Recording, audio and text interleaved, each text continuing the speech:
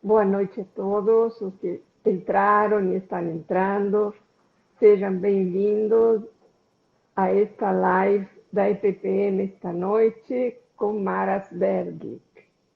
Eu vou esperar mais um pouquinho, vocês irem entrando, para a gente depois começar. É uma noite muito feliz para a gente ter a Mara aqui. É realmente uma satisfação enorme. E eu tenho certeza de que vocês vão compartilhar comigo essa satisfação quando a gente puder ouvi-la falar.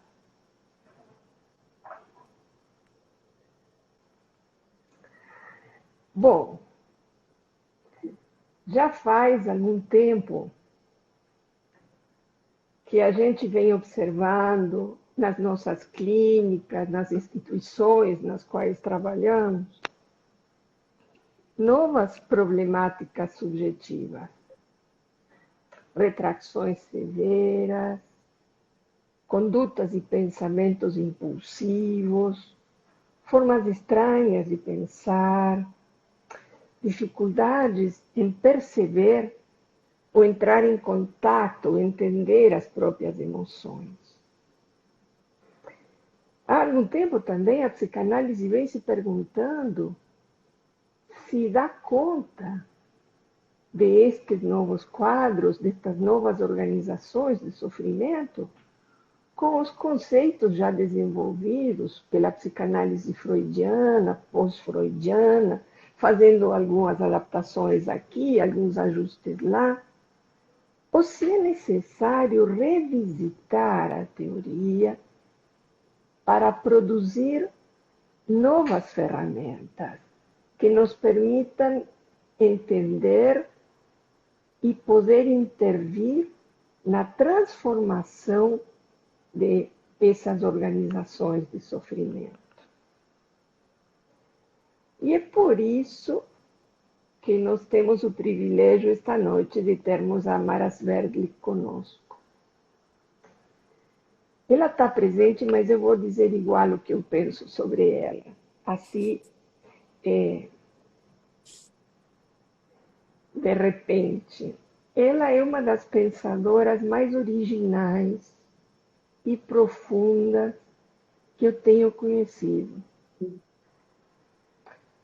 A capacidade e a complexidade do pensamento da Mara Sverglik é algo que vai nos orientando pelo caminho dos processos e não das organizações psicopatológicas ou das definições psicopatológicas ou dos quadros fixos. Ela nos leva a pensar, a partir do paradigma da complexidade, em como os processos acontecem e, com isso, nós podemos entender o que desabrocha frente aos nossos olhos na clínica e como intervir nisso que a gente vê. Então, por isso que eu acho um privilégio tê-la conosco. Mara é psicóloga, é psicanalista da Associação Psicoanalítica Argentina, ela é doutora em psicologia pela Universidade Nacional de Buenos Aires, é professora da Universidade Nacional de Buenos Aires. Deixa eu ver aqui, porque senão eu vou esquecer um pouco. É coordenadora do Espaço Green, do Espaço André Green, no Instituto Psicossomático de Buenos Aires, é participante do Espaço André Green, da Associação Psicoanalítica Argentina, é professora e supervisora em Espanha, no Hospital Sant Pere Clavel, em Barcelona, e na instituição Espaços Psíquicos, em Sevilha. É autora de A Criação do Pensamento nas Origens. E, além de tudo isso que ela faz, ela nos dará o privilégio de ministrar um curso aqui na EPPM, que vai começar em abril, e que se chama A Construção da Atividade Psíquica e o Trabalho da Simbolização, donde serão trabalhadas essas questões que eu mencionei. Na realidade, esta live é, como dizem os músicos, é uma palhinha que ela vai nos dar, uma espécie de anteestreia do curso. Então, com vocês, Mara Sverdlik. Bueno, muchas gracias, Esther, por la presentación. Un gusto estar acá. Vamos a trabajar hoy una modalidad, como dice el título, que es muy frecuente, que se llama el trastorno opositivo desafiante en niños, cuyo equivalente en adultos es el verdadero trastorno narcisista, el que se define como trastorno narcisista. Então, boa noite, muito obrigada, é um prazer estar com vocês. Nós vamos trabalhar esta noite o transtorno opositor desafiante em crianças, que em adultos se define como o verdadeiro transtorno narcisista. Y vamos a pensar esta modalidad que uno toma de los diagnósticos psiquiátricos para ver los ejes que vamos a trabajar en el curso. E vamos tomar esta modalidade que a gente está tomando dos diagnósticos psiquiátricos para trabalhá-lo dentro do contexto do nosso trabalho. Vamos a comenzar con los niños, porque allí es muy fácil de visibilizar cuál es la problemática que se pone en juego en estos trastornos y las dificultades de intervención en el encuadre. Vamos começar com as crianças, porque ali é mais fácil de visibilizar quais são as dificuldades que se apresentam com estes quadros e também os problemas para o enquadramento, para o setting nesse trabalho. Habitualmente los niños con esta problemática son niños que tienen diversos problemas. Pueden que vengan porque se pelean en la escuela, porque retienen la materia fecal, no van, pueden pasar días sin ir al baño, fundamentalmente con las heces, no con el pis. Puede ser que en la escuela esté todo bien y llegan a la casa y son verdaderos diablos dentro de la casa. Es muy variado el panorama por el cual pueden consultar. As crianças com este transtorno consultam com queixas bastante variadas. São crianças que brigam muito na escola ou que retêm as fezes durante muito tempo, até dias, ou que na escola está tudo bem, mas chegando em casa são verdadeiros diabos. Então, o panorama das queixas é bem amplo.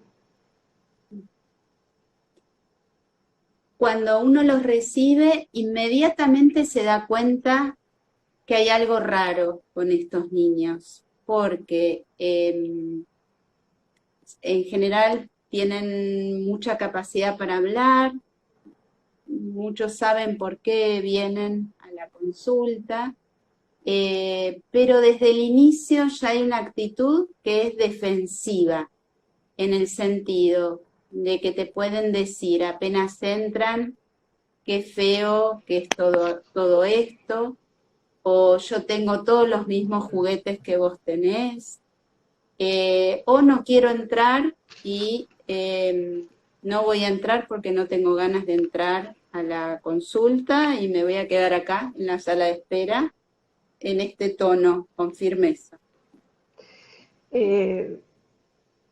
assim que eles entram ou que eles chegam para a consulta, a gente percebe que tem alguma coisa estranha, alguma coisa rara. E muitas vezes eles sabem por que estão vindo. Eles têm muita capacidade para falar, mas uma atitude de começo já defensiva, tipo, eu não vou entrar aqui, mas com muita firmeza. Eu vou ficar na sala de espera porque eu não quero entrar, ou eu tenho todos os brinquedos que você tem, ou eu já brinquei de todas essas coisas que você tem aí dentro. Esto nos presenta de inicio un problema en el encuadre, porque es muy difícil establecer un vínculo con alguna propuesta atractiva, porque rechazan todo lo que uno les propone. Isso nos traz um problema para o enquadramento, porque é muito difícil estabelecer um vínculo, é difícil fazer uma proposta atraente, já que eles rejeitam tudo o que a gente oferecer. Lo que muchas veces hay que hacer de inicio es ofrecerles el encuadre en el sentido de decidir ellos lo que se va a hacer. Sí. Sim, o que muitas vezes é interessante fazer desde o início, ou no início, é oferecer para eles o enquadramento, isto é, que eles decidam o que vai ser feito. Por ejemplo, respecto del espacio-tiempo, uno les propone que se puedan quedar el tiempo que quieran, puede ser un ratito nada más, que se puede hacer parte de la sesión en la sala de espera, que podemos jugar con algo que ellos traen y no con los juguetes que hay en la consulta. Em relação, por exemplo, às coordenadas de espaço-tempo, em relação ao tempo, por exemplo, que eles podem ficar o tempo que eles quiserem. Podem ficar um pouquinho, podem ficar um pouco mais. Em relação ao espaço, que se eles quiserem, eles podem ficar na sala de espera. E que a gente faz a sessão, a consulta, na sala de espera. Que eles podem brincar com os brinquedos que eles trouxerem de casa, que não precisam brincar com os brinquedos que tem na sala. Enfim, vai se flexibilizando o enquadramento para que eles possam tomar decisões nele. Esta flexibilización del encuadre genera que no se sientan amenazados, que pueden tomar el control de la situación y así poder iniciar un vínculo, porque lo que está en juego ahí es la problemática del control omnipotente del yo. Desta forma, eles não se sentem ameaçados, podem tomar o controle do vínculo, pelo menos essa é a sensação que eles podem ter. Porque o que está em jogo aqui é justamente o controle omnipotente do eu. Por ejemplo, con un niño de 6 años empezó a venir a la consulta porque le rompía los dibujos a sus compañeros cuando algún dibujo le gustaba, pegaba sin ningún motivo, no se quería quedar dentro del aula y salía cuando se le daba la gana, cuando quería. Por exemplo, uma menina que veio, as queixas que os pais e a escola apresentavam é que ela, por exemplo, se apropriava ou rasgava um desenho de um colega quando não gostava, ela saía da sala de aula quando bem entendia, não fazia aquilo que os professores pediam, enfim, fazia o que ela queria na sala de aula, né? Cuando comienza a venir no quiere pasar al consultorio, finalmente con una propuesta de flexibilización de hacer lo que él quiere, me propone entrar y dividir el espacio del consultorio en dos, y me dice que hay entre nosotros dos una pared transparente que separa los dos espacios. A partir desta proposta de flexibilização que eu fiz para ela, ela entrou, mas propôs dividir a sala da consulta, em duas partes, e essas duas partes estariam separadas por uma parede transparente que faria com que cada uma das duas, Mara e a paciente, estivessem em áreas separadas. Propone que en cada lugar va a haber distintos muñecos, donde él tiene los zombies y yo los humanos, y los zombies van a ir comiendo humanos hasta dejarme sin nada. Ele é um menino. Ele propõe que os brinquedos que existirão de cada lado da parede serão diferentes. Os que fiquem do lado dele são os zumbis e os do lado da Mara são os humanos. E os zumbis irão comendo os humanos até ela ficar sem ninguém.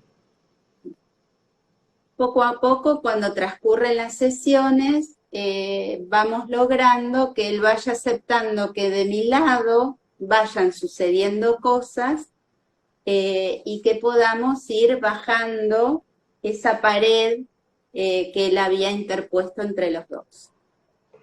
Pouco a pouco, com o decorrer das sessões, ele consegue ir aceitando que do lado da Mara aconteçam algumas coisas também, não só que os humanos dela sejam totalmente devorados, sino que aconteçam outras coisas, e que a parede que os separa va diminuindo de tamaño. Vemos acá una metaforización de cómo él sostiene una defensa rígida, ¿no?, donde expulsa al otro y hay déficit de intercambio con el otro. Es muy severo el déficit de intercambio con el otro. Vemos aqui como ele sustenta uma defesa rígida, onde há muito pouco intercâmbio com o outro, e como ele a sustenta, já que há um déficit muito importante no intercâmbio com o outro.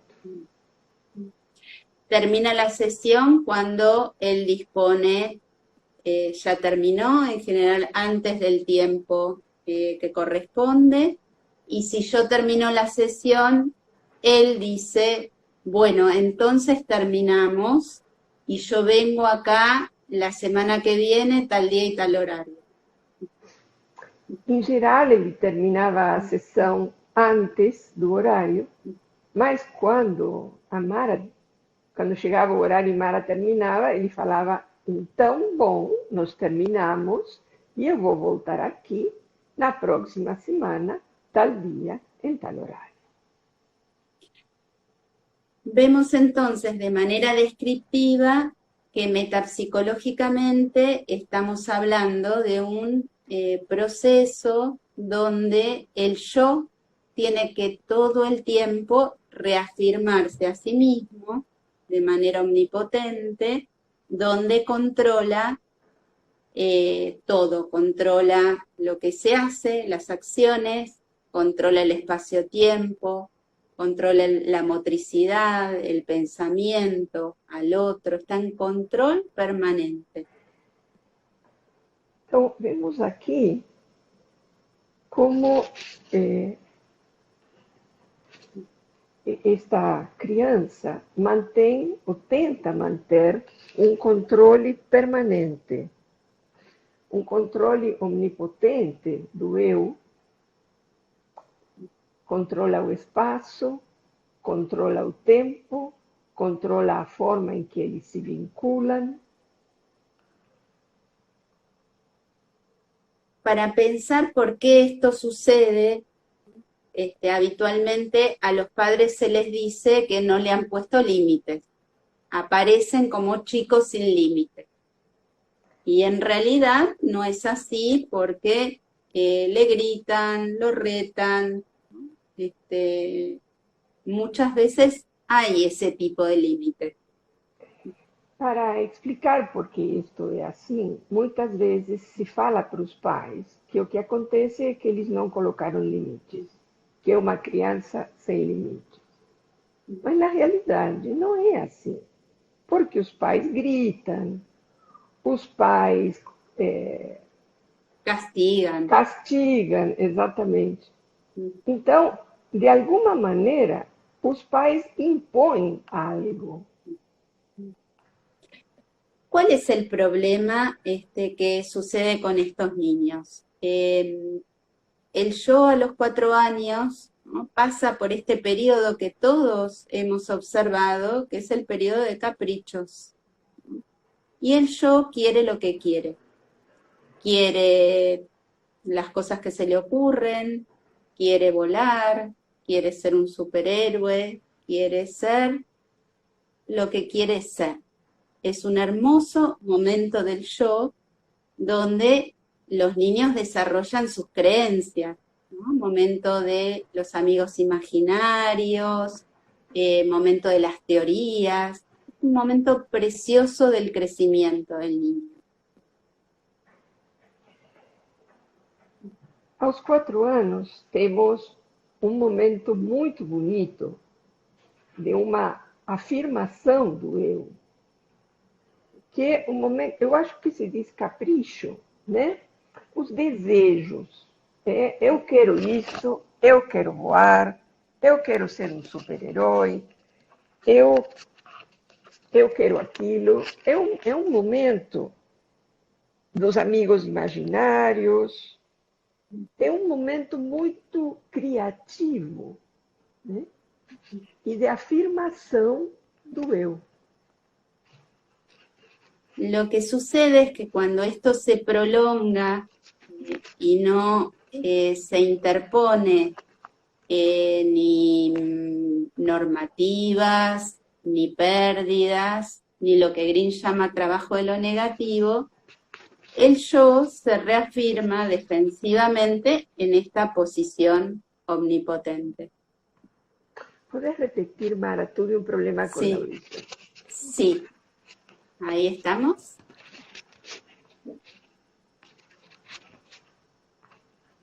Ok. Disculpame. Bien. No hay problema. Lo que sucede es que cuando los niños insisten en la modalidad de esta fase, creciendo, siendo más grandes, porque no se han tenido de parte de los padres recursos para generar límite con transicionalidad, no solamente con castigo, o porque no se los quiere hacer sufrir y entonces en general no se les pone ningún límite a sus deseos.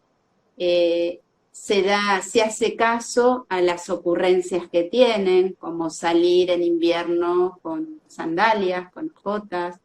Ese tipo de cosas va generando que se prolongue esta posición del yo que es muy placentera. Então, este momento dos 4 anos que ela descreveu, que é tão bonito, quando se prolonga no tempo, é que traz problemas. E por que se prolonga? Se prolonga porque o entorno, os pais, não conseguem colocar limites com transicionalidade, limites com outro tipo de ofertas. Não se quer fazê-los sofrer e, portanto, não se lhes impede que façam certas coisas que eles inventam e que podem ser muito pouco saudáveis para eles. Mara nos deu o exemplo de sair com chinelos no inverno, né? Enfim, ideias absurdas que os pais não impedem porque supõem que isso os faria sofrer. Nesse caso, este momento do eu, que é tão criativo e tão especial aos 4 anos, vai se prolongando ao longo do tempo, firmando um tipo de funcionamento que depois se torna não saudável. Así es, muy poco saludable y ya a los 6 años un niño con esta modalidad tiene problemas en la escuela, con los otros y es muy frecuente que tenga problemas con su propio cuerpo. ¿Por qué? Porque no quieren ir al baño, ¿no? Ir a hacer, sobre todo con la caca, ir a hacer caca, cuando el cuerpo lo pide. Ellos son los que definen cuándo se hacen las cosas y prolongan de una manera muy, muy severa para el cuerpo días sin ir a evacuar esfínteres. Quando este tipo de funcionamento se prolonga até os 6 anos, por exemplo, estas crianças passam a ter problemas mais severos, inclusive com o próprio corpo. A necessidade de controle faz com que eles não evacuem no momento em que o corpo o pede, mas somente quando eles querem. E isto os leva a uma retenção de esfínteres que às vezes pode se prolongar por dias. Hay un mecanismo fundamental que está sosteniendo estas modalidades, que es la desmentida, cuya fórmula es sí pero no. Lo sé, pero aún así no me importa. Tem um mecanismo básico para este funcionamento, que é a desmentida, que é sim, mas não. Eu sei, mas ainda assim não quero. Que resulta muy dificultoso sostener la desmentida respecto al principio de realidad, porque la desmentida opera un no sobre la realidad. Ellos perciben, pero dicen, no me importa. Resulta muito difícil, em cima de um funcionamento de desmentida, manter um bom juízo de realidade. Porque a realidade se apresenta de um jeito, mas eles falam, não, mas eu não quero que seja assim. Tem que ser de tal outra forma. Hubo momentos donde tuvo problemas con el aprendizaje, porque él seguía pensando que las cosas eran como él decía, y entonces no respetaba ninguna consigna. Fue muy difícil hacer una evaluación diagnóstica clásica. No hubo manera de que hiciera una consigna. Ele teve problemas com a aprendizagem, porque, claro, ele queria que as coisas fossem do jeito que ele achava que tinham que ser. E foi muito difícil fazer uma avaliação, porque não tinha forma de ele seguir uma orientação ou uma consigna que lhe era dada para ele fazer uma determinada tarefa. Ahora bien, presentado el caso, uno se plantea, tenemos los ejes del curso, ¿no? Que ahí empezamos con el tema de la figurabilidad del analista, las problemáticas del espacio-tiempo y de pensar este diagnóstico en procesualidad, teniendo en cuenta las representaciones que tiene el niño, su trabajo sobre el sentido y los límites.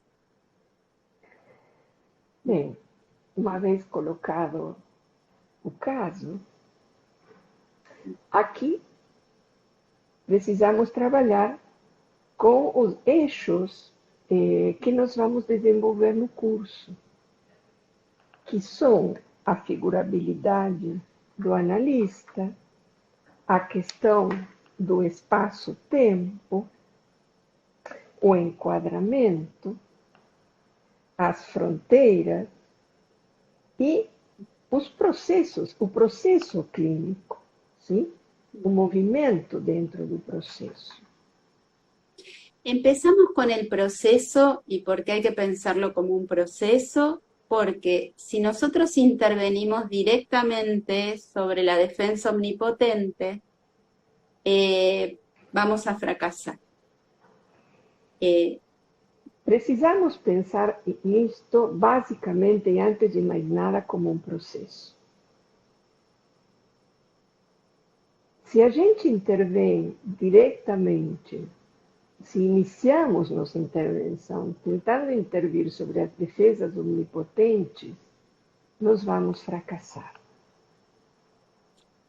Porque de lo que se trata no es de una modalidad de control en un contexto donde hay represión y ese yo puede manejarse con otros recursos. Es un recurso dominante de construcción de sus límites, ¿no? Es la manera en que el yo puede mantener a distancia al otro, con control. Isto é, assim, tão importante, a questão do processo e de não intervir diretamente primeiro sobre a defesa. Porque, neste caso, o controle não é um controle que está em um contexto onde há repressão e onde o eu tem outros recursos aos que pode se deslocar para utilizar. E neste caso, o controle omnipotente, é um recurso dominante para manter o outro em uma distância que não seja ameaçadora. Por eso hay que trabajar sobre la distancia amenazadora y generar cercanía y distancia, ¿no? Distintas formas de acercarse. Hay que trabajar sobre el placer de compartir, ¿no? Ofreciendo en primer lugar capacidad de estar bien con el otro, de que no haya una demanda del otro adaptativa, sino de estar bien juntos. Por ahí se empieza. Então, se começa por trabalhar com a distância, por modular a distância, uma distância que seja capaz de ser tolerada e ir, na medida do possível, ir reduzindo essa distância, o que pode levar à sensação do prazer de estarem juntos, de compartilhar alguma coisa. Mas isto é um processo gradual. Y ahí interviene muy fuertemente la imaginación del analista, porque hay que ofrecer mucho de uno para que el otro pueda estar interesado, generando un vínculo nuevo, distinto, no amenazante. E aí intervém, sobretudo, a imaginação do analista, que é preciso oferecer recursos não ameaçadores de aproximação para que o outro se sinta atraído a se aproximar, mas não forçado. Por otro lado, hay que hacer eje en las modalidades del niño y poco a poco ir trabajando con los padres para que ellos vayan transformando sus modalidades de oferta de límites y no decirles a los padres, como es habitual, porque uno a veces se enfada con padres por el modo en que ponen límites, de tienen que ponerle límites, tienen que decirle que no, este niño no puede hacer lo que quiere. Sim. A gente tem que fazer eixo sobre a modalidade da criança, trabalhar basicamente em cima de quais são as modalidades de funcionamento da criança. Mas também precisamos trabalhar com os pais. Às vezes, esses pais nos deixam um pouco zangados, porque nós vemos a dificuldade que eles têm de colocar limites para essas crianças. Mas não adianta a gente se zangar e dizer vocês precisam colocar limites, porque isso assim não funciona. Nós vamos ter que ir trabalhando a duas pontas, com a criança e com os pais, criando condições para que esses limites possam aparecer e possam ser ouvidos.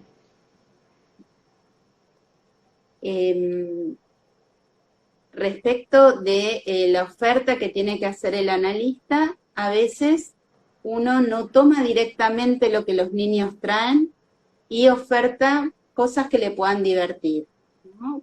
Por ejemplo, cuando él ponía esa pared, de mi lado yo empezaba a hacer una historia que por ahí mucho no tenía que ver ni con los contenidos de él, ni lo que el niño traía, sino me inventaba una historia graciosa con algunos muñecos que a él le empezó a llamar la atención y le empezó a mirar como si mirara un video.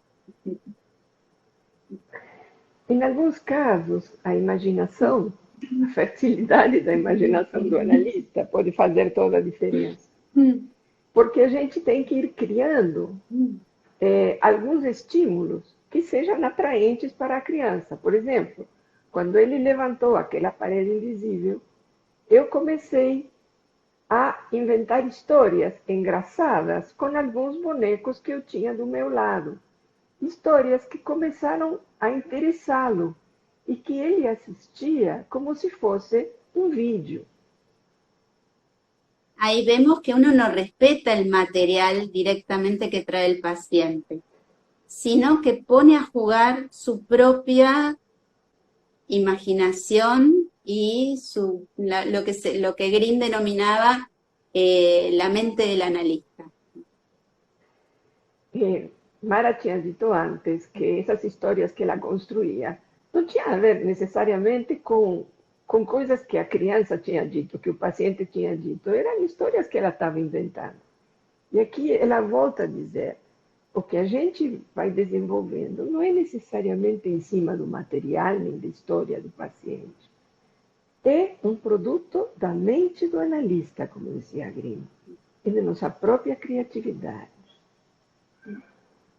En ese sentido, este va a ser uno de los primeros ejes del curso, que rompe un poco con los esquemas clásicos de esperar el material del paciente, donde a veces no viene nada, o viene rivalidad, amenaza, y no sirve para nada que uno se quede ahí esperando, ¿no?, el material del paciente.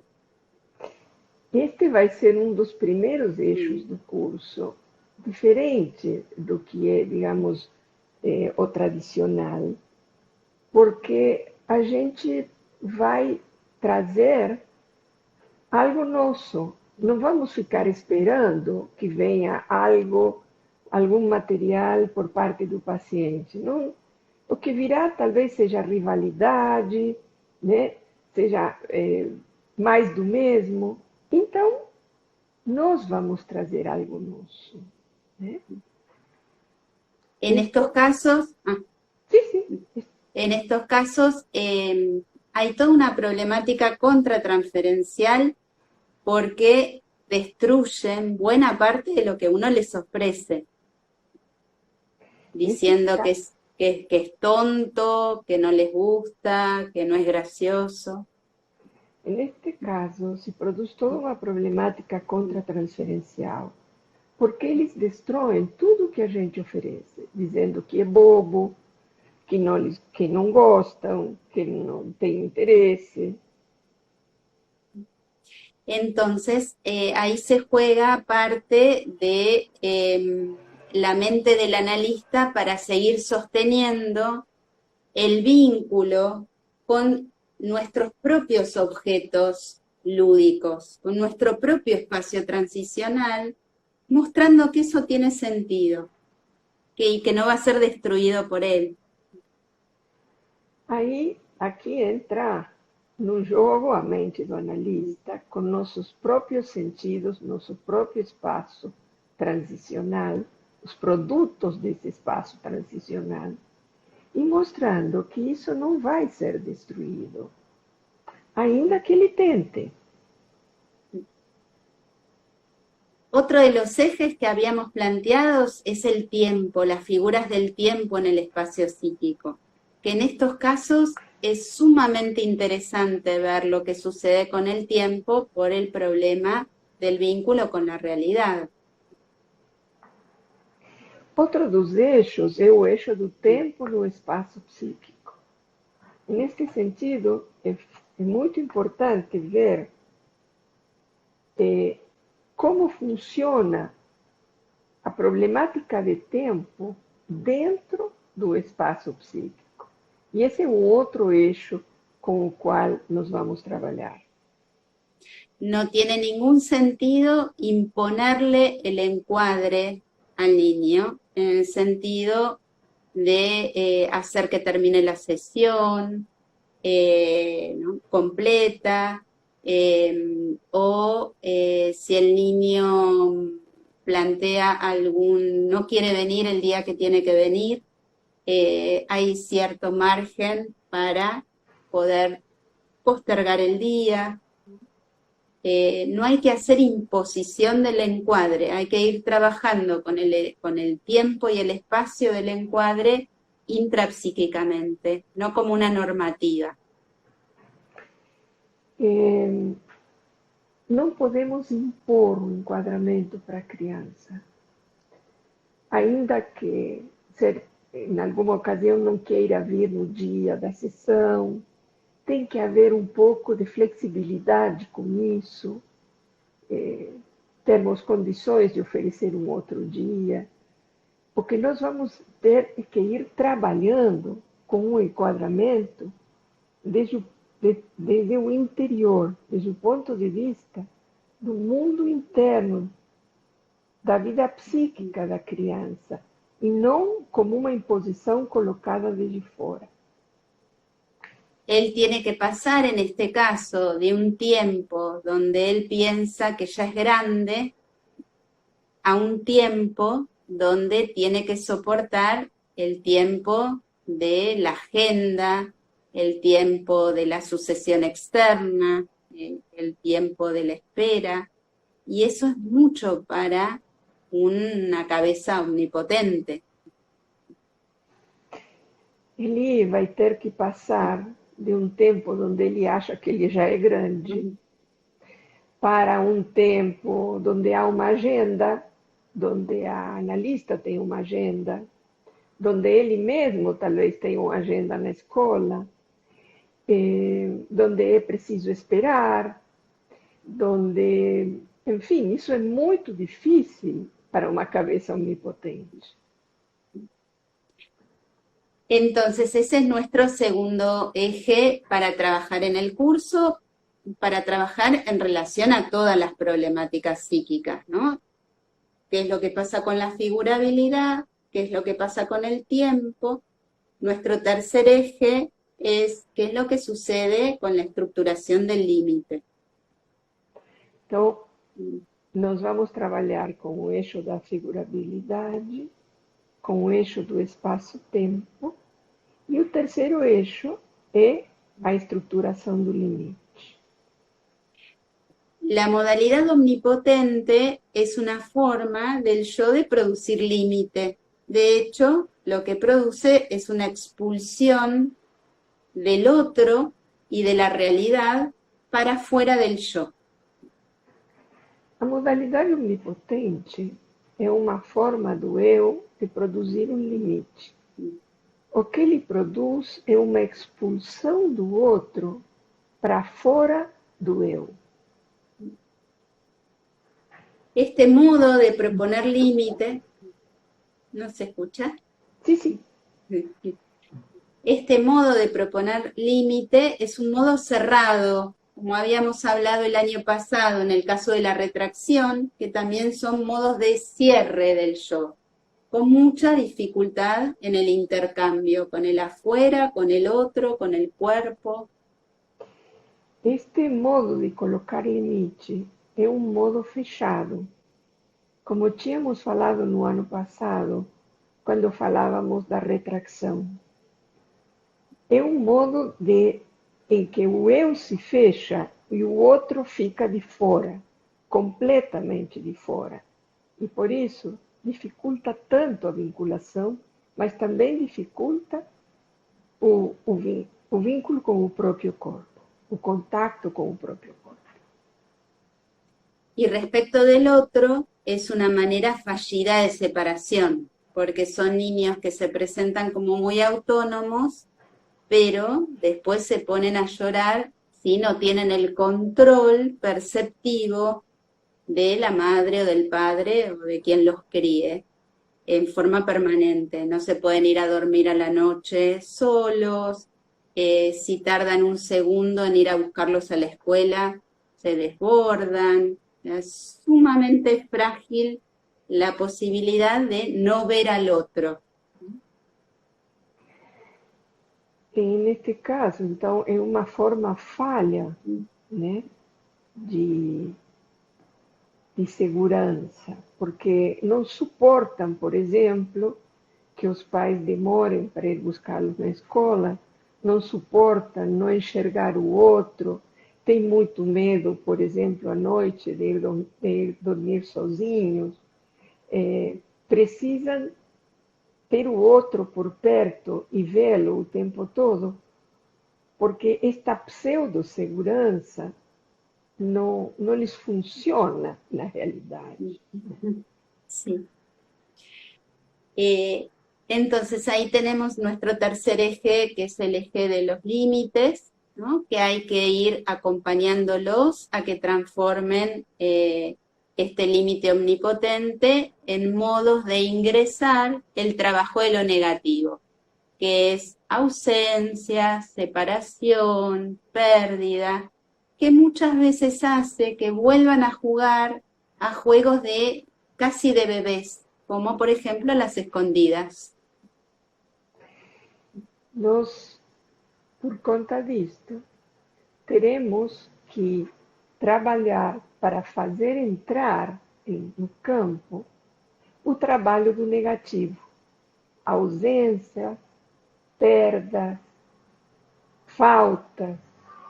E isso nos levará a brincar com brincadeiras que talvez brincavam quando bebês, como por exemplo o esconde-esconde. Mara, estamos chegando muito próximos da primeira hora, faltam 7 minutos. Então, como ainda tem muita coisa para falarmos, e eu sei que certamente vocês estão tão interessados quanto eu, o que nós vamos fazer é sair e entrar novamente. Mas eu preciso ser orientada pelo Gabriel para saber como fazer isto. Só um minutinho. Por ahí podemos aprovechar para hablar de esta misma problemática ahora en adultos, en esta hora. Sí. Queria te perguntar, te pedir para explicitar um pouco mais como você pode, já que nosso curso, o curso que você vai ministrar, tem a ver com a construção da atividade psíquica e o trabalho da simbolização, como poderias explicitar isto, se é possível, neste quadro? Muy bien. En general es muy paradojal lo que nos presentan estos cuadros, porque son niños que muchas veces tienen una excelente verbalización, dibujan muy bien, ganan a todos los juegos, ya tienen algunos tienen más pobreza, pero son niños que tienen mucho despliegue que uno podría pensar de la simbolización. Sin embargo, hay algo fallido en la simbolización fundamentalmente en la capacidad sustitutiva respecto de lo que les implica la adaptación a la realidad, y que esos procesos de simbolización estén en concordancia con lo que les demanda la realidad de su propiedad.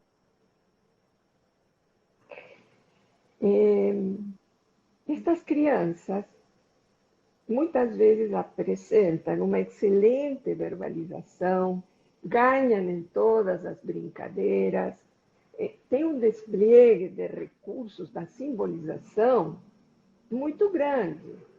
Então, a gente poderia pensar, então por quê? Né? Qual é a falha aqui? A falha está justamente na capacidade substitutiva, respeito do que implica a adaptação à realidade. Embora eles possam criar, brincar, enfim, eles não conseguem produzir aquilo que lhes permite aceitar a realidade, por exemplo, da idade que eles têm. Por ejemplo, cuando uno hace un diagnóstico y les pide un dibujo de figura humana, pueden inventar una historia, hacer un dibujo hermoso, inventar una historia, pero no es de una sola persona como uno pidió. Pueden hacer mucha gente, animales, algo que se les ocurrió, una cancha de fútbol, lo que sea. Que sale bonito, pero no es lo que le estaban pidiendo. Quando a gente, por exemplo, está em um psicodiagnóstico pedindo desenho de uma figura humana, eles podem eventualmente fazer uma família, fazer um campo de futebol com os jogadores, que fica muito bonito, mas eles não fazem aquilo que foi solicitado a eles. E nesse sentido, ela está falando da adequação à realidade, da falha da aceitação da realidade. También son, como tienen capacidad de verbalización, uno puede interpretar y toman la interpretación y te dicen, sí, lo que pasa es que me enojo mucho cuando las cosas no son como yo quiero, pero bueno, no lo puedo frenar. Entonces, tienen realmente muchísima capacidad para pensar. Ahora es un pensamiento al servicio del cierre del yo y no en apertura con la realidad. Como eles têm uma muito boa capacidade de verbalização, quando se faz uma interpretação, eles podem responder, sim, é verdade, eu me zango muito quando as coisas não saem como eu quero, mas eu não consigo lidar com isso.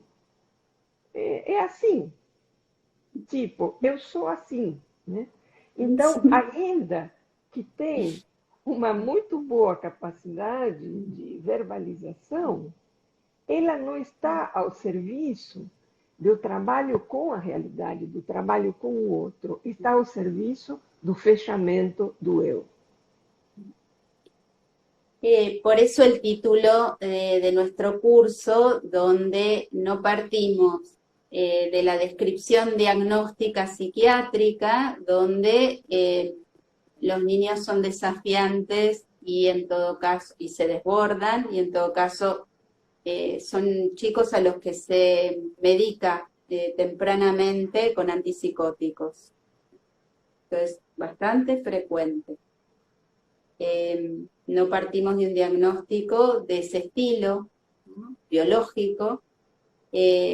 Tampoco pensamos que solo con poner a jugar el sentido de lo que les pasa, la problemática se va a desarmar, ¿no? Y va a evolucionar hacia un proceso más de castración-represión.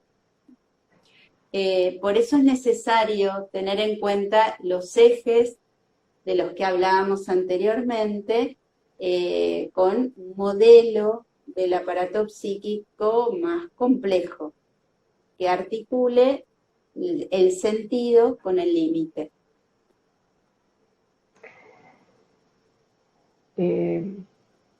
para trabalhar com essas crianças, nós não vamos, ainda que o nome do transtorno continue sendo o nome que se dá na psiquiatria, a ideia não é nos aproximarmos como a psiquiatria faz, que é com antipsicóticos, nem através simplesmente de entender o sentido desta problemática para estas crianças. Nenhum nem outro são suficientes. Por isso, a proposta é tomar os 3 eixos dos quais que Mara mencionou até aqui, que são eixos que vão nos guiar em um trabalho que leva basicamente em consideração o processo. ¿Eh? Acá hay una pregunta que nos dicen si el principio de realidad puede ser interiorizado sin que resulte una amenaza. En principio es una amenaza, por eso hablábamos de que lo que hay que tratar es de solamente hacer algo con el otro, solamente, entre comillas, poder hacer algo con el otro que no le resulte amenazante y donde poco a poco algo del principio de realidad que trae el otro pueda ser interiorizado con plasticidad. Sim, é uma ameaça em princípio.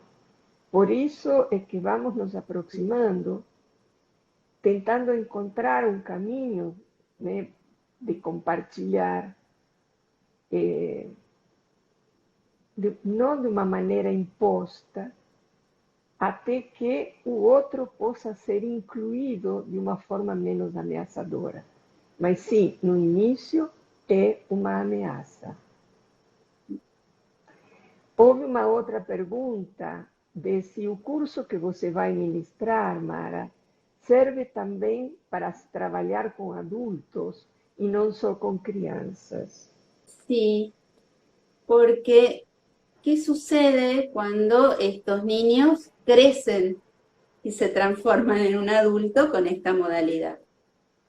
Tienen verdaderos problemas fundamentalmente en los vínculos con los otros. Pueden tener mucha capacidad adaptativa respecto de un trabajo, ¿no? Porque tienen, como les decía anteriormente, el control los hace talentosos, pueden ser grandes ingenieros, políticos, CEOs de empresas, o sea, pueden ocupar lugares de poder, teniendo gente a quienes ordenan y mandan.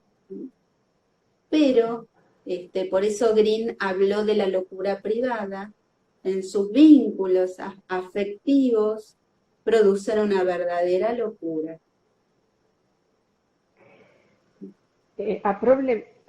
Sim, isto também se estende ao trabalho com adultos, porque, por exemplo, no caso do transtorno do que estamos falando, o que acontece com estas crianças quando viram adultos?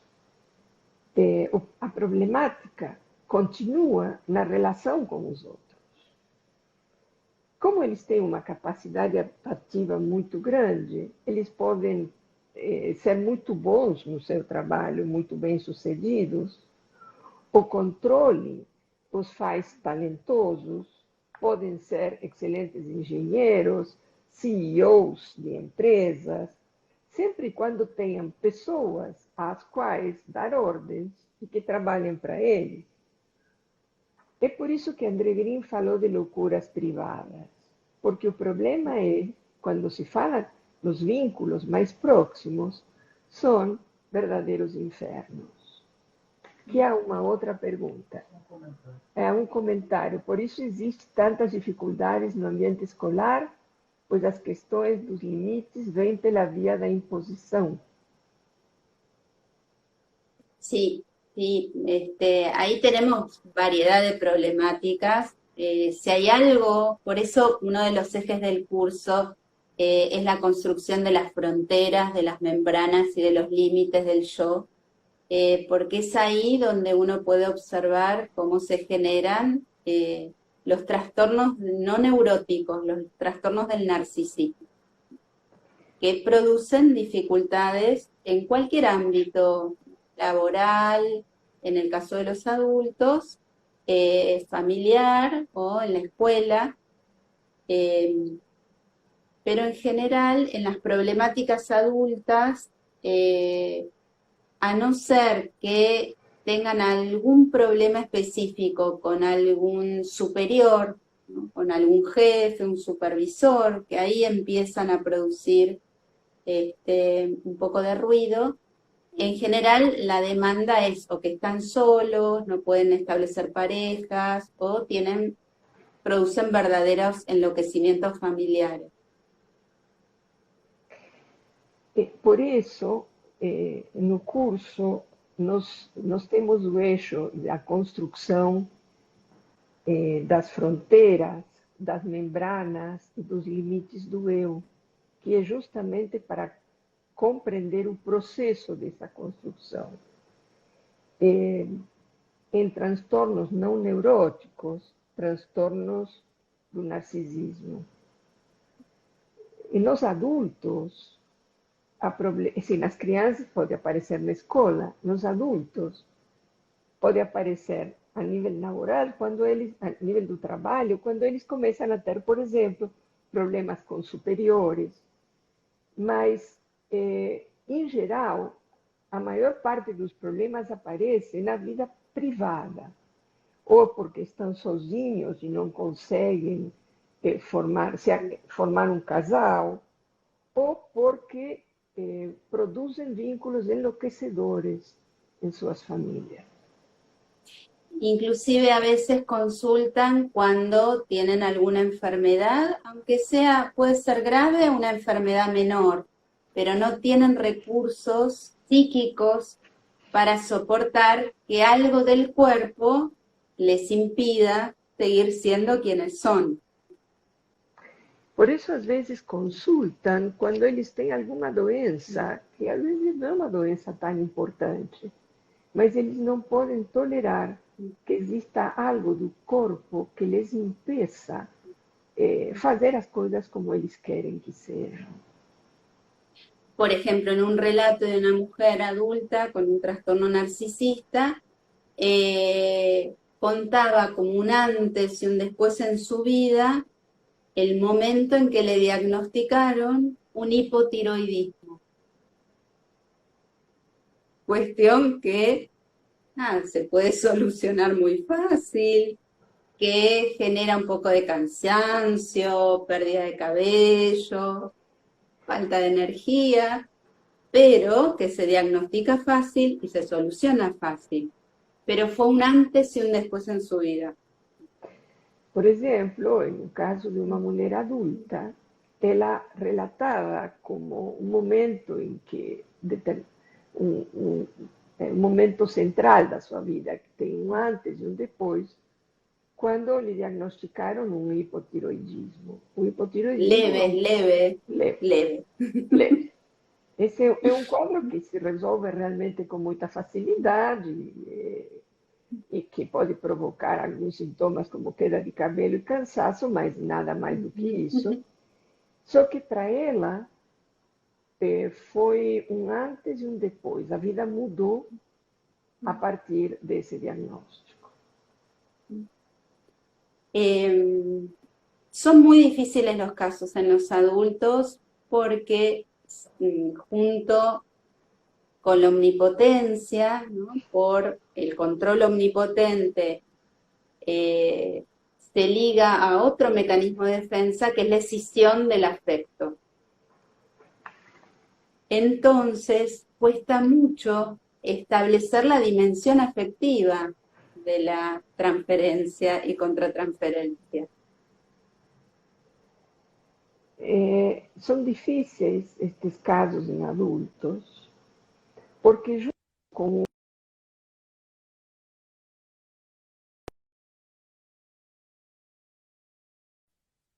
controle omnipotente, desculpem, temos a excisão do afeto. E isto faz muito difícil o fluir da transferência e a contratransferência na relação analítica.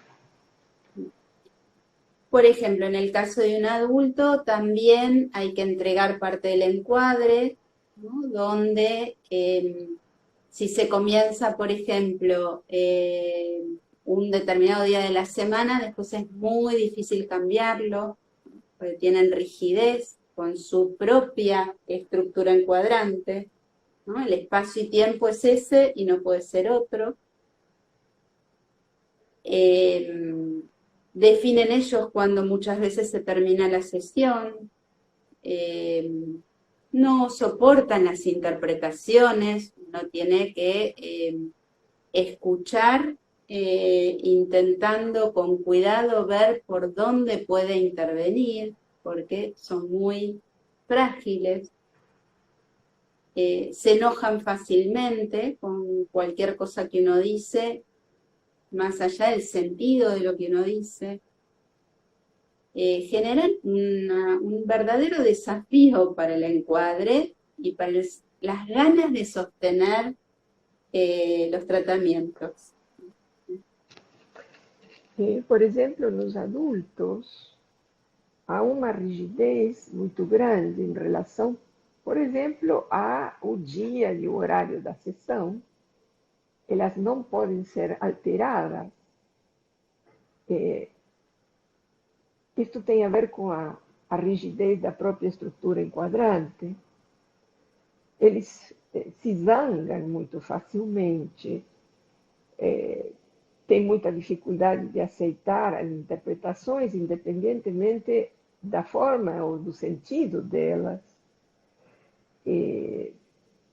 Dessa forma, eles representam um desafio grande, não só para o enquadramento, sino também para o desejo do analista de dar sustentação a essa relação e a esse trabalho.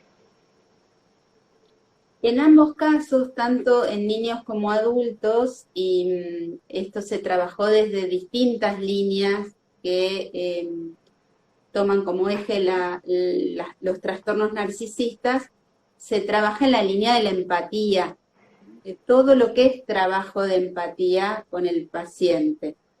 No de parte del analista, sino que estos sujetos puedan desarrollar empatía. Tanto em crianças quanto em adultos, uma das questões importantes a trabalhar é a empatia. Mas não a empatia do analista, mas a possibilidade de que esse paciente possa desenvolver empatia. Pueden evolucionar como personas realmente crueles.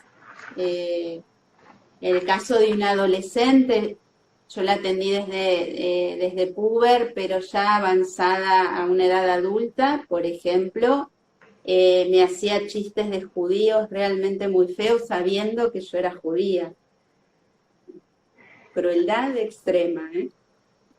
Eles podem evoluir a ser pessoas realmente cruéis. Por exemplo, o caso de uma adolescente que eu acompanhava desde puber e que me fazia piadas de judeus muito cruéis, sabendo que eu sou judia. Esto es todo un desafío para el encuadre porque uno tiene que pensar justamente en lo que charlábamos antes, de que no son personas que estén acostumbradas a compartir, que el placer de compartir, por eso hay que trabajar la empatía, no es algo que les resulte fácil. Entonces, el objetivo del análisis no es que hagan una historización de su vida, porque en general historizan muy bien y cuentan detalles de su infancia, de su vida, con lógica, a veces con interpretaciones de otros análisis.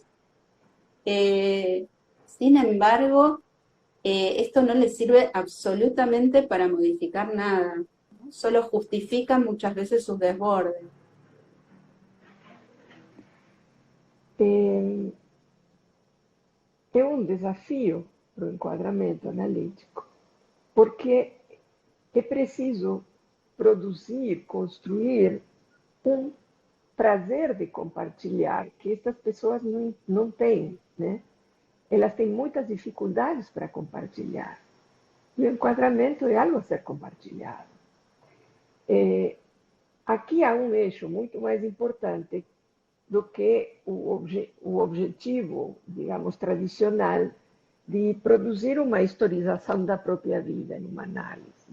Como estes pacientes muitas vezes têm uma muito boa capacidade de verbalização e demais, eles conseguem muito bem falar de suas vidas, de suas infâncias, muitas vezes trazem interpretações de análises anteriores, mas isto não lhes serve para transformar absolutamente nada. O eixo do trabalho aqui é a possibilidade de trabalhar a empatia, de trabalhar o compartilhar, o estar juntos. Por ejemplo, con un paciente adulto que hace ya varios años que atiendo, muchas veces lo escucho y es tal su dificultad para compartir el afecto con la familia, habla muy feo de su familia, no es una linda persona. Y uno se pregunta, ¿por qué? ¿Por qué uno trabaja con esta gente? ¿Para qué? ¿Para qué puede servir el análisis? ¿Para qué sirve el encuadre? A los fines prácticos sirve por ahora para que mantenga más o menos su salud y, por ejemplo, para que pueda hacer un trámite sin insultar al empleado que lo atiende, sin denigrar a la empleada que trabaja en su casa, como cosas muy básicas y muy pequeñas. Por exemplo, eu tenho um paciente que fala muito mal de sua própria família, é muito desvalorizador, desqualificador. Não é uma bela pessoa, não é uma pessoa bonita. E a gente se pergunta, para que trabalhar? Por que trabalhar com uma pessoa assim? Para que ele serve? Bom, por enquanto, serve para que ele mantenha a sua saúde, para que ele possa ir fazer qualquer tramitação em um órgão público ou particular, sem desqualificar e humilhar a pessoa que o atende, para que ele não humilhe a pessoa que trabalha na casa dele ou alguém de sua família. Por enquanto, está servindo para isso. Son personalidades que son bastante frecuentes. De hecho, desde el DSM-4 al DSM-5 se quitó el trastorno narcisista como patología por considerarse que buena parte de la sociedad es narcisista, se transformó en una modalidad subjetiva. Son modalidades tão frecuentes que entre o DSM-4 e o DSM-5 se retirou o transtorno narcisista por se considerar que hoje é uma modalidade subjetiva e já não um transtorno.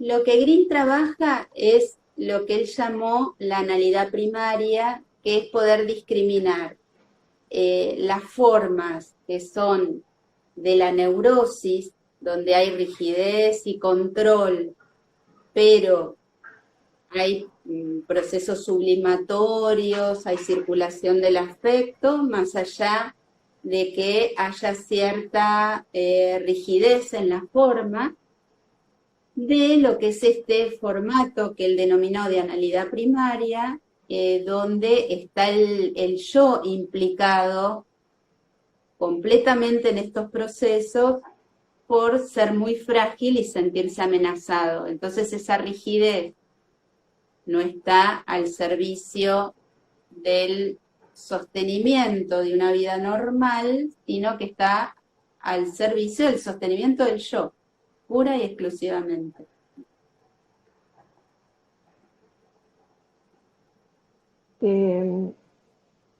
André Green fala de analidade primária. E com isto ele nos ajuda, ou nos permite discriminar a rigidez que faz parte das formas da neurose, né? Do controle. De neurosis obsessiva. Da neurose obsessiva. Na neurose obsessiva existe rigidez, existe controle, mas existe processo sublimatório, né? Enquanto que na analidade primária, o que está implicado é o eu. O eu, a rigidez está ao serviço da manutenção do eu e não ao serviço, como na neurose obsessiva, de manter uma relação controlada, protegida com os outros. Lo llamó analidad primaria porque observaba cierta permanencia de temas anales que se dan con frecuencia. Ahora, no tienen que ver con un tema de fijación libidinal, como tampoco tiene que ver en los niños con un problema de fijación libidinal, sino lo que se produce ahí es la omnipotencia del yo. O sea, se juega en el terreno del yo y no en el terreno del placer de la libido anal. André Green chamou isso de analidade primária porque aparecem temas que têm a ver com a analidade, mas não porque ele esteja aludindo a uma fixação libidinal na etapa anal, nem nas crianças, nem nos adultos. Isto tem a ver com a omnipotência do eu, com a própria construção do eu e não com uma fixação libidinal. Omnipotencia del yo que suele presentar, sobre todo en el caso de los adultos, esta problemática entre la obediencia y el orgullo. O sea, o ellos dominan o son dominados. Entonces, los conflictos vienen por aquellos que los quieren dominar y cómo ellos se interponen y logran generar dominio sobre el otro. Que no es un conflicto pulsional más primario, como en algunos casos de sadomasoquismo, sino que es un conflicto de rigidez del yo, donde el dominio es de control, no es un dominio directo pulsional como puede ser una persona violenta directamente.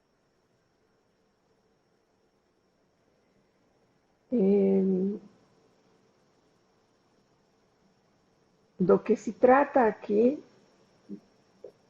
nesta omnipotência do eu, estamos falando de uma oscilação entre obediência e orgulho. Quer dizer, dominar ou ser dominado.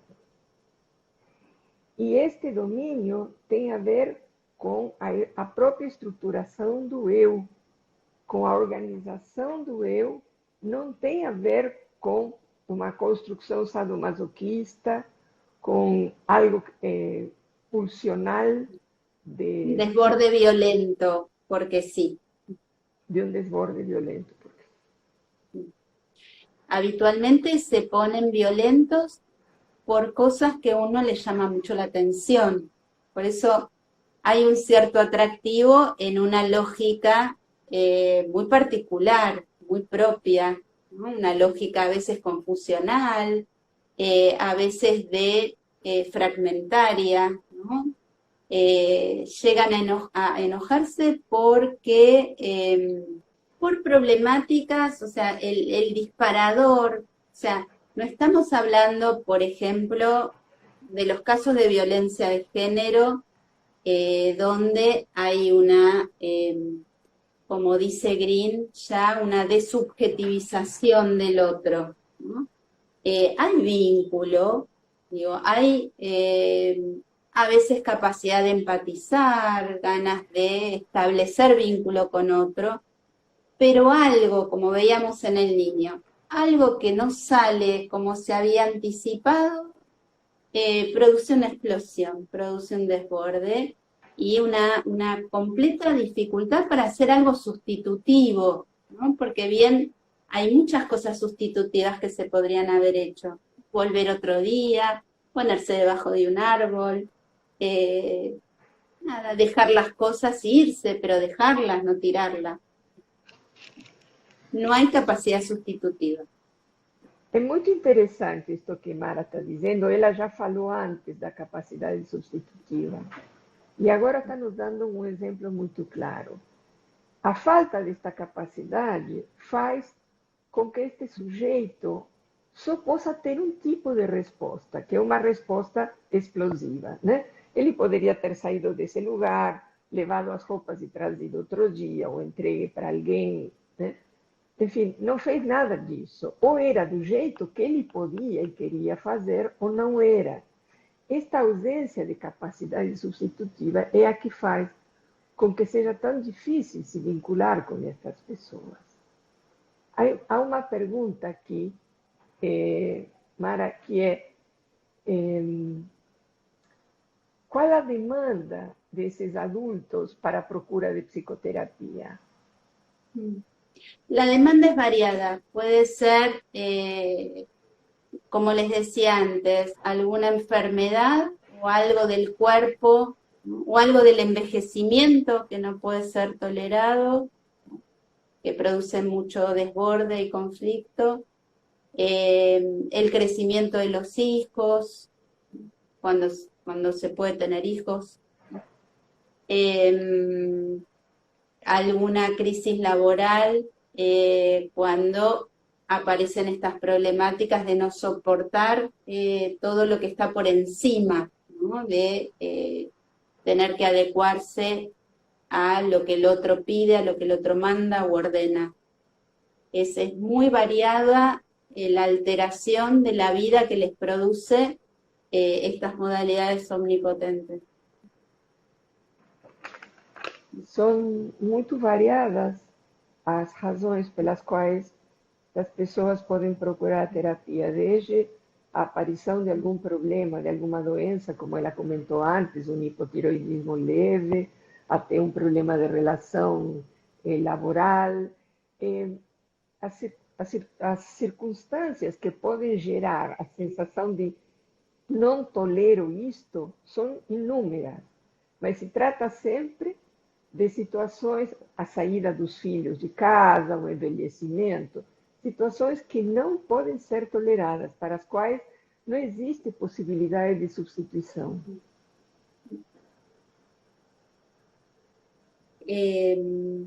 A nivel del encuadre, como decíamos antes, depende también mucho de la figurabilidad del analista, en el sentido de que uno tiene que poder, en principio, sostener un vínculo. Entonces hay que entrar por el lado de las cosas que al paciente le gustan, ¿no? Que lo hacen hablar, con cierta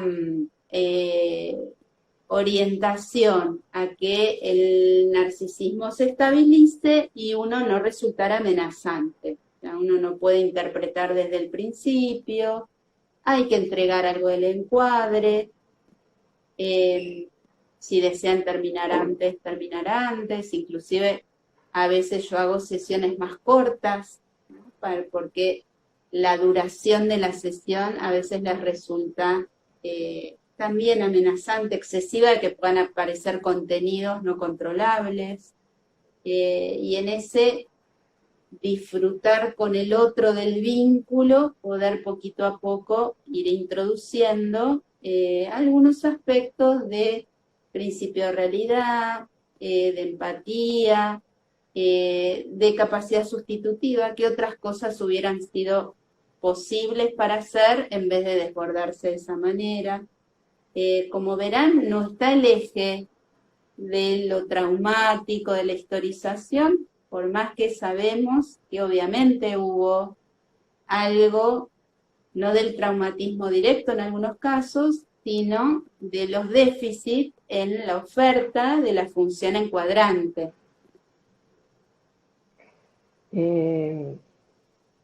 Ainda que a gente saiba que houveram déficits no oferecimento da função enquadrante, esse déficit na colocação de limites, né, na delimitação, na apresentação da realidade, na confrontação com a realidade, ainda que a gente saiba que esses déficits existiram, o trabalho com esses pacientes não é o da historização da própria vida, e sim a possibilidade de estabelecerem com a realidade uma relação de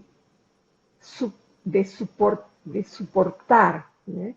Uma relação de compartilhar e de tolerar. E isto, eu vou trazer uma pergunta que apareceu antes: como se lida com a contratransferência do analista nestes casos? Então, eso es lo más difícil. Es bien difícil, porque muchas veces te tratan muy mal, como tratan mal a todo el mundo, ¿no? Y es lógico que en algún momento uno también entre en esa dinámica de ser maltratado. Hay maneras ahí muy variadas de intervenir, ¿no? Desde poder poner en juego en la dinámica del encuadre lo que está sucediendo. Muchas veces por la desmentida no registran el maltrato. Poder intervenir con algunos recursos para ponerse en el lugar del otro, ¿no? A veces uno usa recursos con estos pacientes que son proyectivos o que tienen que ver con consignas más lúdicas, ¿no? Para que puedan acceder a ese contenido hostil que fue evacuado sin ser consciente, ¿no? Hay muchas maneras de lidiar con la contratransferencia, pero también es cierto que uno se puede cansar, ¿no? Pues son pacientes que requieren del encuadre buena parte de su vida para mantenerse estables, y puede suceder que uno se canse. Yo creo que es más el cansancio que otra cosa, ¿no? Porque, bueno, la capacidad productiva a veces es muy limitada. Quer dizer, Mara, que uma relação terapêutica pode se acabar não porque o paciente desista, mas porque o analista desiste. É isso? Se cansa. Porque são relações prolongadas, muito prolongadas ao longo do tempo. ¿No es mesmo? A veces uno lo que siente es que después de mucho tiempo de trabajar con el paciente, uno observa que quizá es el único tipo de vínculo que tiene en su vida, que tiene esa calidad. Entonces, lo sigue sosteniendo también porque logró una calidad de vínculo diferente al resto de su vida, que eso nutre al resto de sus relaciones, por más que no se modifique el trastorno básico.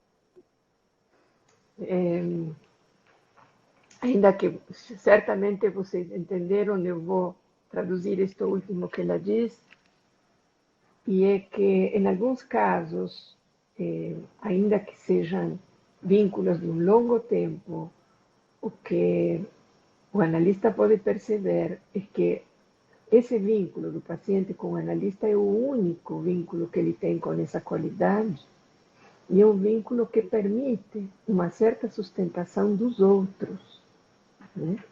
De uma maneira minimamente saudável. También es cierto que hay que contextualizar, ¿no? De la historia, si bien uno no historiza para modificar algo del paciente, hay que tener en cuenta el contexto y la historia de cada persona, y en muchas situaciones de supervivencia, de resiliencia, se dan estas modalidades, y donde hay sí, ¿no? La conmoción frente al sobreviviente hace que uno entregue la mentalidad del analista al servicio de complejizarles un poco la vida, ¿no? De hacerle la vida más linda. Em muitos casos, este tipo de organização de transtorno é produto de uma manobra de supervivência, né? E quando o analista percebe que, como isto, na historização, né, a partir da história, como isto se organizou como uma forma de sobreviver, se oferece para colaborar, né, com isto que não pode ir além daí, né, mas que é uma forma de sobreviver. Y eso también a uno lo conmueve, ¿no? Que eso es, ahí está implicada la mentalidad del analista. Cuando Green habla de la mentalidad del analista, está hablando también del compromiso afectivo, ¿no? Cuando se habla de mentalidad es el pensamiento del analista que implica el afecto. No está el afecto afuera del encuadre. Esto es una gran discusión que tuvo Green con Lacan, donde Green a él no le gustaba que lo llamen así, pero fue considerado el analista del afecto, a pesar de que él era bastante malhumorado y no era nada afectivo. Se lo llamó de esa manera por incluir el afecto en el encuadre.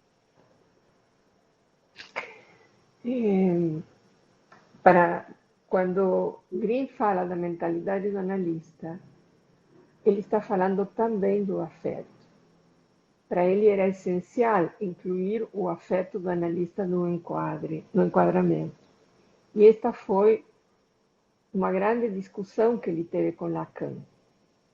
E por esta razão, Green foi chamado do analista do afeto. Ainda que ele era bastante mal-humorado e muito pouco afetivo, mas do ponto de vista teórico, para ele era essencial a presença do afeto do analista no trabalho, como parte da mentalidade do analista. Mara, nós temos já poucos minutos. Tem aqui uma pergunta, a ver? Então, existe diferença na estrutura de crianças que fazem uso de comportamentos opositores e disruptivos como pedido de ajuda, comparadas àquelas que apresentam esses comportamentos como organização psíquica? Sí, ahí hay que hacer, por eso es interesante abrir el diagnóstico y pensar en relación a la metapsicología. ¿Ya? Hay niños que relativamente producen un cierto negativismo u oposicionismo que es contextual o coyuntural.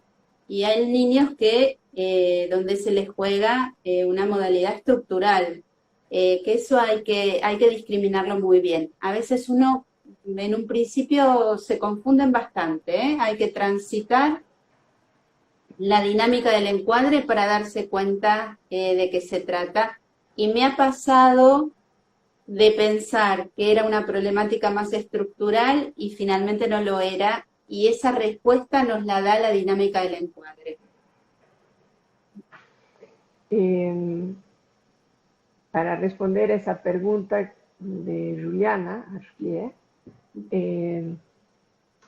Mara diz que sim, que às vezes é difícil diferenciar entre uma e a outra, e que o que vai nos dar a pauta é a dinâmica do enquadramento, que em alguns casos a gente pode se confundir no início, mas a dinâmica da relação terapêutica é o que vai mostrar o que é. E sim, existe uma diferença entre esses comportamentos opositores e disruptivos, que são pedidos de socorro, né? E das organizações estruturais. A veces no como pedido de socorro, sino como modo de establecer distancia con el otro, pero no con una modalidad ya de estructuración del yo. Às vezes não como pedido de socorro, mas sim como uma modalidade de distanciamento com o outro, mas não como uma modalidade de estruturação do eu.